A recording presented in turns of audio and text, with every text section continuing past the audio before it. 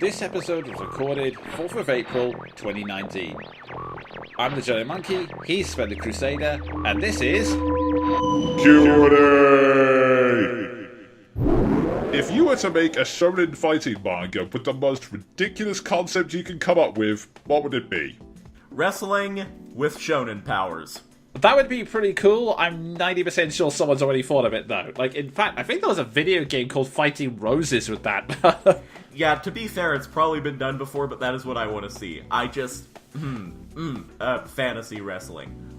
Generally wrestling. Can you tell I found a new interest over the past year? That is totally fair. I mean, in fairness, like, I have actually upped it out of the idea of, like, maybe making some kind of cross between wrestling and fighting games, but yeah. In terms of insane concepts I come up with, I'm trying to think of one that hasn't been done. Even if you do come up with one, it ends up being done. Like, I did have an idea. It was called Heroic Rejects, and it was the idea of these superheroes that were cast out of the main society because they had superpowers that were deemed so stupid they would never work. Like, the main character was a guy named Kyle, and his ability was that he could control milk, and he had to fight that way. Cow Would it man. be cool? Not necessarily Cowman, but in fact, actually, it's gonna get even better because one of the main arcs of the first fight is that he was going to fight an assassin who is basically something I'd seen on a Mitchell and Webb sketch played straight, an assassin who could control biscuits. That was essentially the main way he killed people, was by having a biscuit and then hitting it in a vital point and killing someone instantly.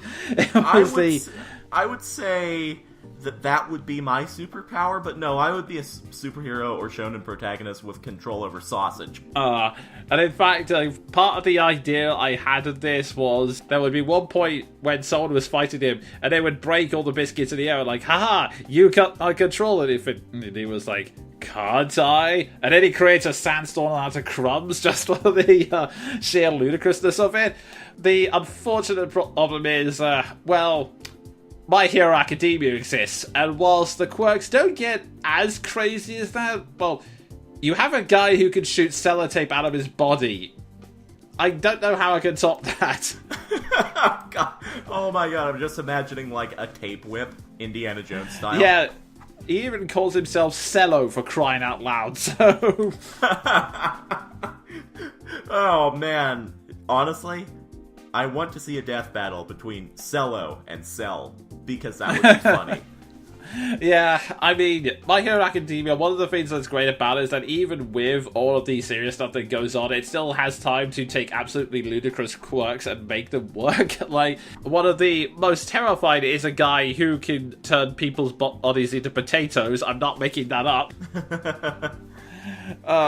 Honestly, that would be the way I want to die.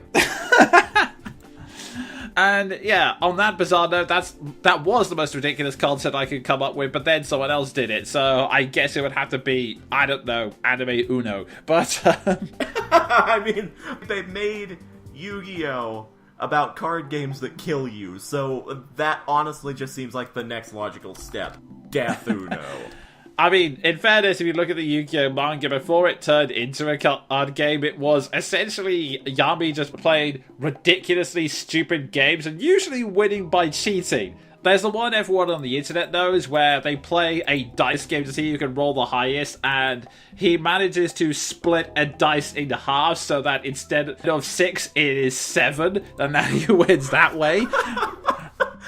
Yami, I don't think that's how that's supposed to work. Oh, it gets even better. The example I'm going with is that there's one where, in the anime, you'll know that there was a scene where Bakura essentially traps everyone's souls inside individual playing cards, and they have to find a way to get out of it. In the original, it was in fact a game of D&D. And the way Yami gets around it is that he decides to counter by possessing objects, except what he does is possess the dice and cause them to explode, and then says to Bakura, you can't make a roll, therefore you lose. And it's like,